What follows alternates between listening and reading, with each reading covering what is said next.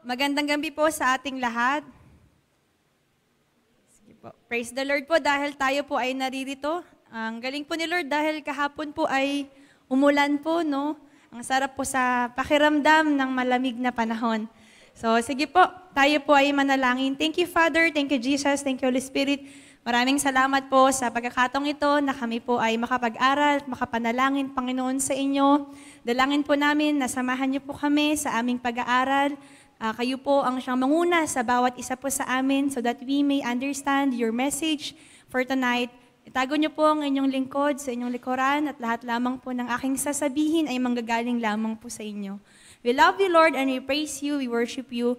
In Jesus' name we pray. Amen. Sige po, tayo po ay dumako sa ating verse found in 2 Kings chapter 4, verse 30 to 34.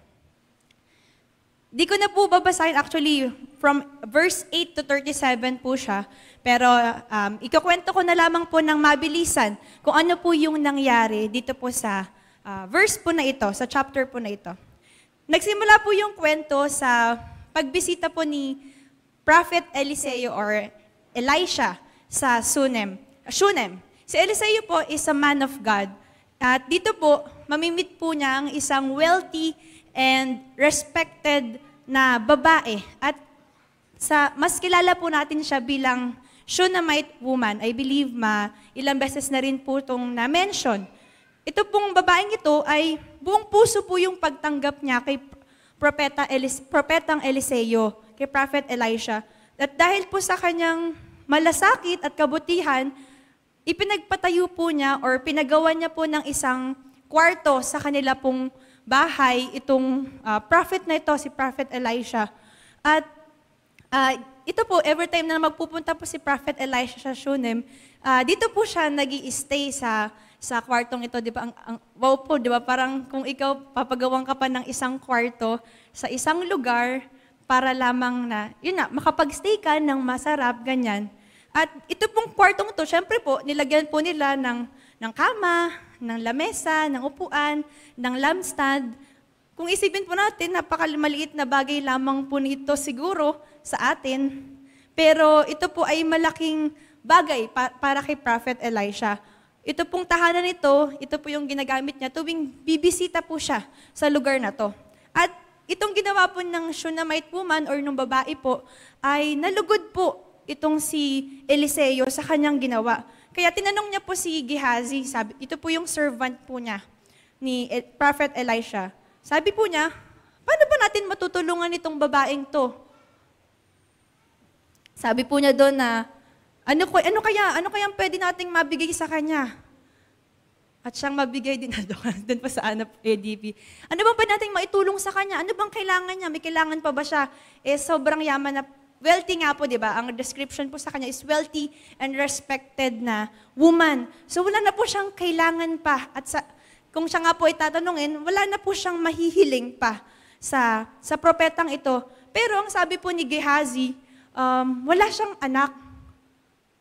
Matagal na siyang nagde-desire na magkaroon ng anak. Pero natanggap niya na sa sarili niya na hindi siya magkakaroon ng anak. So, sa verse 16 po ng 2 Kings chapter 4, sabi po doon, about this time next year, Elisha said, you will hold a son in your arms. So, nagkaroon po ng prophecy si Prophet Elisha sa panahong yon. At pagkalipas po ng ilang taon, ito pong babaeng ito ay nagdalang tao po. Nanganak po siya at lumaki po itong batang ito. Pero po, isang araw po, nasa isang farm, sa farm po sila, kasama niya po yung kanyang tatay, ito pong batang lalaki. And sabi po niya sa tatay niya, my head, ang sakit ng ulo ko, tay, ang sakit ng ulo ko. Nakaranas po siya ng sobrang pagsakit ng ulo. So nagkaroon po siya ng sakit itong batang ito. At agad-agad po niyang dinala sa kanyang nanay, sa kanyang asawa. So pagdating po niya sa bahay, binigay niya po yung bata sa kanyang asawa.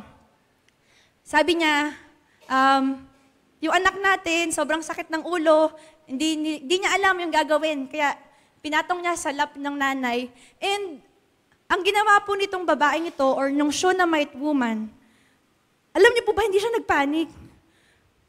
At bukod pa po doon, yung batang yon, after po ng mga ilang oras, pumanaw po siya, nawala po siya, namatay po. Namatay po ang batang ito.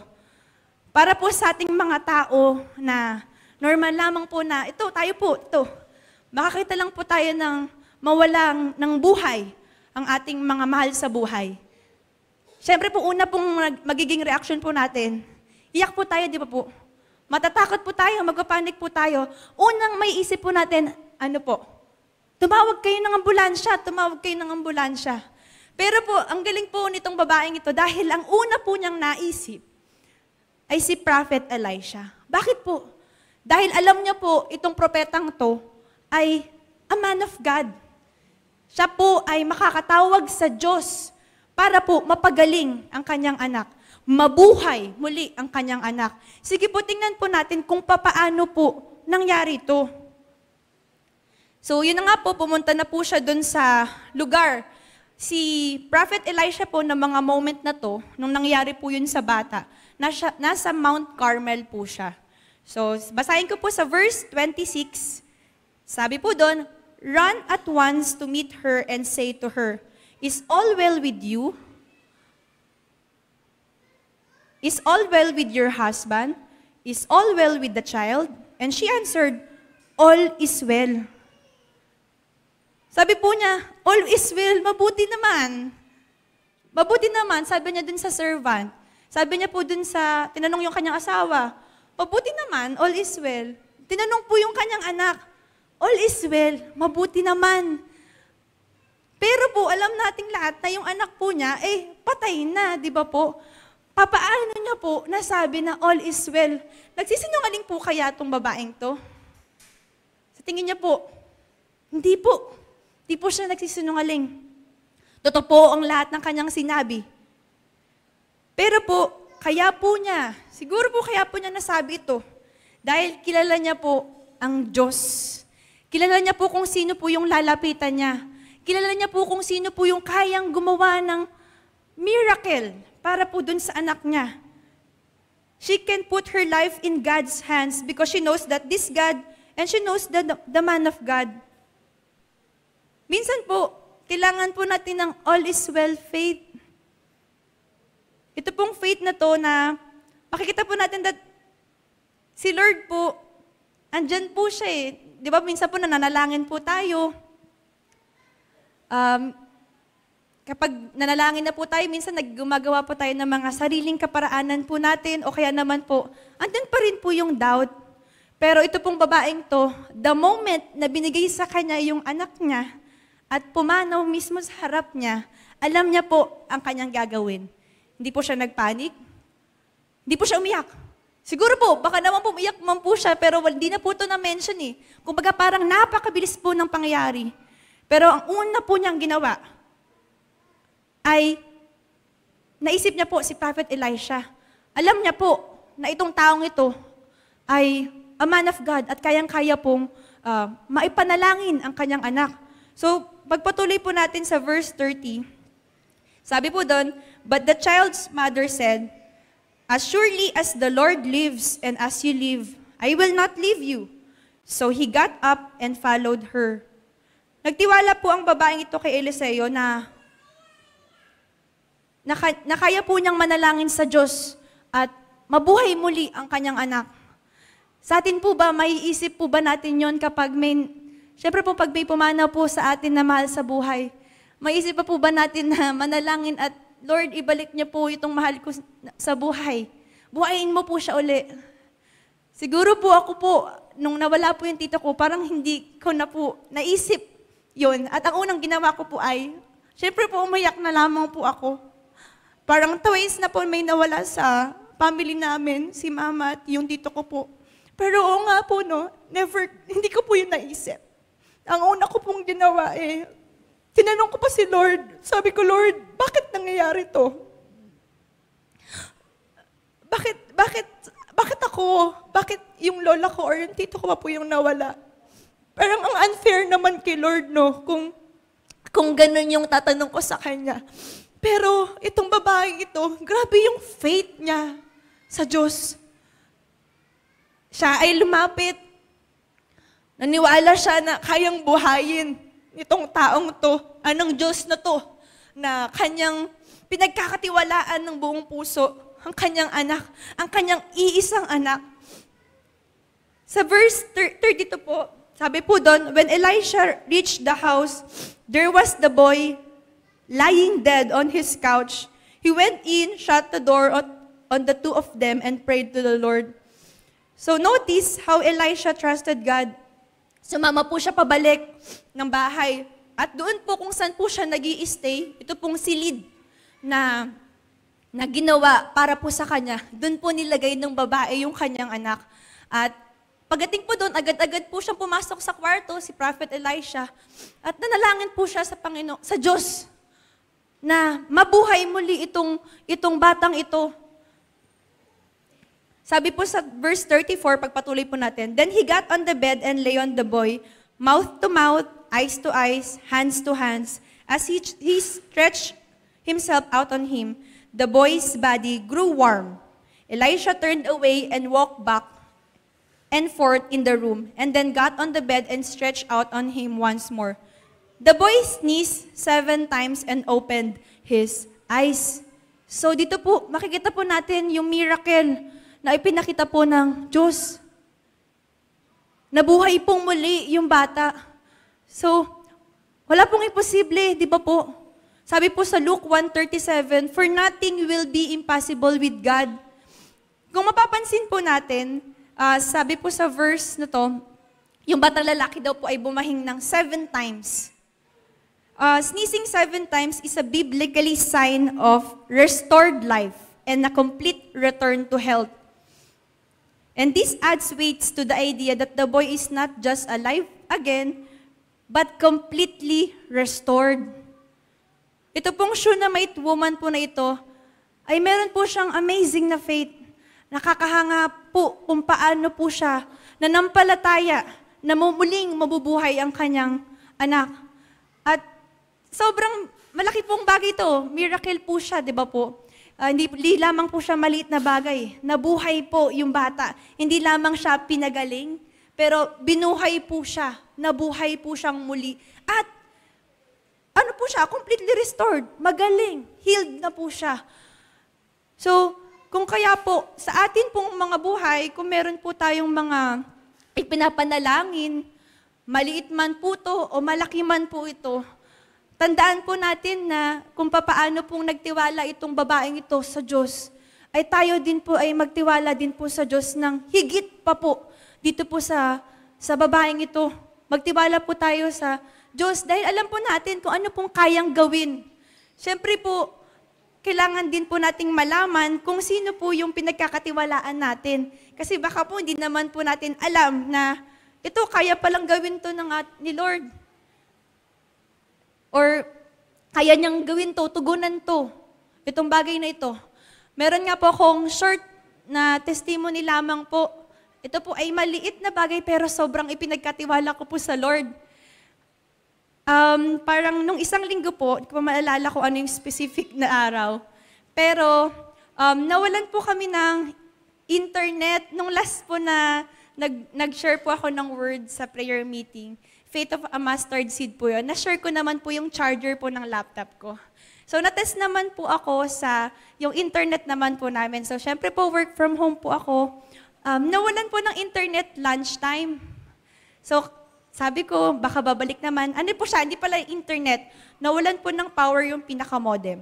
So, akala ko po magiging okay po siya. Nagpunta po kami, nanalangin po ako sa Lord. Yun po yung unang ginawa ko kasi naalala ko nga po yung charger. Si Lord po yung kumilos nun. Tapos, gumawa ako ng way, pumunta ako sa Globe, kami ni Miguel. Tapos, ang sabi ng Globe, syempre hindi naman po agad-agad magagawa ng Globe. Pupuntahan kami, hindi naman kami ipapriority po ng Globe, di ba po? So, sabi niya, after 2 days, pupunta ako, papalitan ko yung modem. So, naisip ko po, paano po ako ng gabing yon? Magkatrabaho po ako ng 9 p.m. Nawawalan na po ako ng pag-asa unti-unti dahil ano na po 6, 7, 8, 6:30 na po, wala pa rin pong modem. So, nag-try kami, meron kami hiniraman ng modem, pero hindi po siya gumana eh. Parang ayaw po dun dahil sa IP address. And then, 8:45 comes. Alam niyo po, trinay lang po ni Miguel, yung sinaksak lang po niya, baka sakali, nagbaka sakali po kami na gumana. Pero praise the Lord po, kasi gumana po siya. Nung-open po yung modem at nakapagtrabaho po ako ng buong araw na yun. So ayun po, napakaliit lang mang po na bagay kung titingnan po natin, no po. Pero sa akin po, napakalaking bagay na po yun dahil buong araw po na pag-work ko po yun. At nagtiwala po ako sa Lord na, Lord, kayo na po ang bahala dito sa wifi namin or sa modem namin kung papaano pong yung charger po ko po last year ay naayos niyo po. So ito po ay mga miracle din po ng Panginoon. And every day, meron pong ipapakitang miracle si Lord sa atin. Kung kaya tayo po ay magkaroon ng pananampalataya sa Kanya at yung mga gawa po natin, syempre po ay dapat align po dun sa plano po ng Lord. Minsan po ay maging aware po tayo, ma-discern po natin kung ano po yung mga bagay na hindi po nais ng Panginoon so that hindi po tayo malihis dun po sa plano ng Lord po sa ating mga buhay. So, iwanan ko po sa inyo ang Luke 1 verse 45, sabi po dun, Blessed is she who has believed that what the Lord has said to her will be accomplished. Tayo po ay blessed, dahil tayo po ay naniwala sa Kanya. Kung ano po yung Kanyang binigay na promise po sa atin. Kung kaya po sa gabing ito, sa ating pong pananalangin, kung papaano po si Prophet Elisha ay nanalangin sa Panginoon, ay masigit pa po roon ang ating matatakbuhan. Masigit pa po na anytime, pwede po tayong makalapit sa Diyos dahil po kay Lord Jesus Christ. In times of trouble, ano man po yung pinagdaraanan natin, andyan po si Lord Jesus Christ. Higit pa po siya sa mga propeta. Meron po tayong Panginoon na nariyan kasama po natin. Hindi na po natin kailangan pumunta pa ng bundok Carmel para lamang po manalangin or ihingi kung ano man po yung request natin sa Diyos. Dahil si Lord po, kasama po natin siya. Andito nga po siya sa puso natin. Kung kaya dapat po, lagi po tayong ma-remind na magtiwala lamang po tayo sa Kanya. Ano man po ang pinagdaraanan po natin, hindi ko po alam kung ano po ang pinagdaraanan po natin bawat isa, financial, sa kagalingan, emotional man po ito, sa trabaho man po ito, sa school man ito, kailangan mo ng enroll or kailangan mo ng pambayad sa Meralco na bill na napakalaki po. Si Lord po ang magpo-provide ng lahat ng yan. Si Lord po ang magbibigay ng kagalingan sa inyo. At kailangan nyo lamang po mananampalataya. Sige po, tayo po ay manalangin. Thank you, Father. Thank you, Jesus. Thank you, Holy Spirit. Maraming salamat po, Panginoon, sa inyong pagpapaalala po sa amin, O God, na kami po ay buong puso, buong isip na magtiwala lamang po sa inyo. Kayo po ang Diyos na buhay. Kayo po ang Diyos na ng imposible. Kayang-kaya nyo pong gawin ang lahat ng bagay sa mundong ito. Ano man po ang aming ilapit sa inyo, ano man po ang aming ipanalangin sa inyo, kayo po ang siyang tutugon ng lahat ng ito according to your will, according to your plans for our lives. Dalangin ko po, God, that each of us na naririto, as we lift up all our prayers, individual prayers, personal prayers, ito man po ay panalangin para po sa aming mga kapatiran.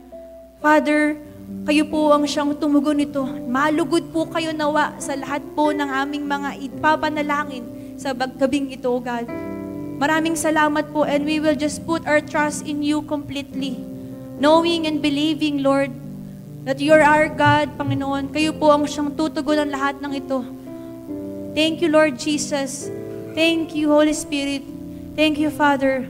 We love you. In Jesus' name we pray. Amen.